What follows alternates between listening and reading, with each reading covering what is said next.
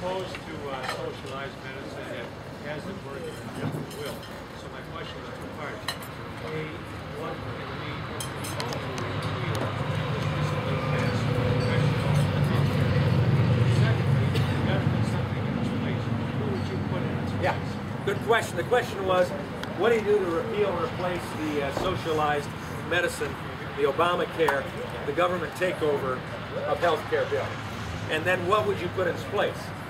I truly believe that Republicans, or anyone who stands against this socialized medicine, has to be willing also to say there is an alternative. And I can tell you there is. There's a bill I introduced when I was in Congress. That was a patient-centered healthcare free market approach. It became, the policy principles in that piece of legislation became the central piece for the Republican alternative that they took to the White House.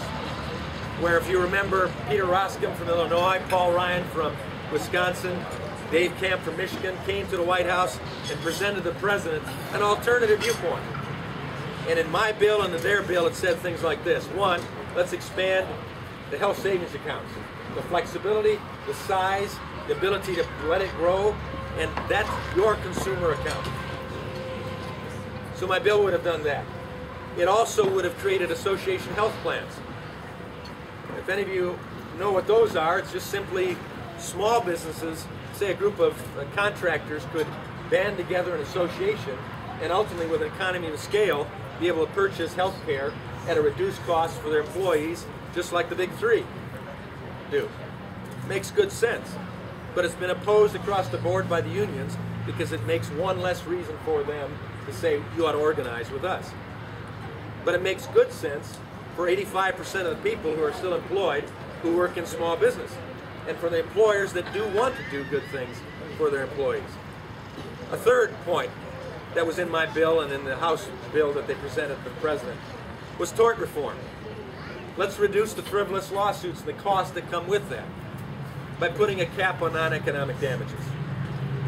Simple approach, it's worked here in Michigan. It could work across the nation.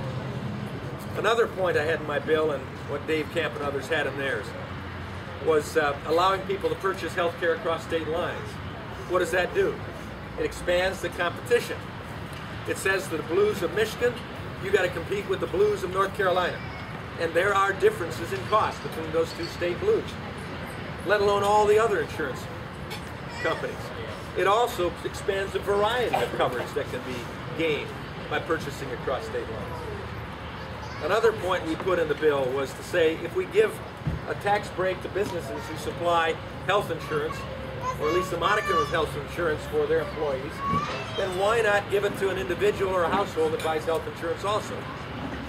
Why not pat them on the back and say, attaboy, attagirl, you're responsible, you did what you should do. Here's a tax break for buying health care. So we offered that in the bill also. The Republicans in their plan added to that legislation by putting in things that deal with pre-existing conditions, including putting a high-risk pool in place. So ultimately, if you can't find health care coverage, but just like we do with auto insurance in the state, we have a high-risk pool that reduces the cost and makes it affordable to most people to deal with. And then those who absolutely can't get it, even with that, then we can step in with a government-provided help and assistance in the process. But in the meantime, we've covered most all the bases with no mandates, no tax increases, and a lot of incentives. And I think even more than that, saying, you know something, basic, good, common sense Americans will do what's best for themselves, and they'll generally make good decisions. So that's my short answer.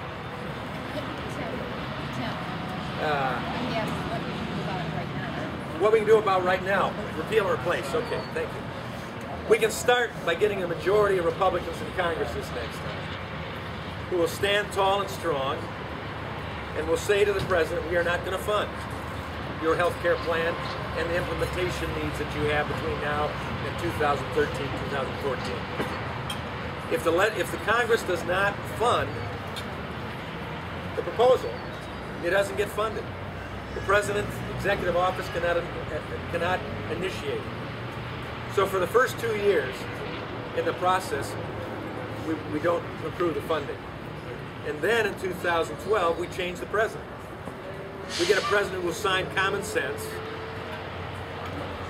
patient-centered, free market approach healthcare reform that will not destroy the best healthcare in the world, that's messed up to a degree with the system that it has to deal with because of the government that's put the system in place. That's the short answer.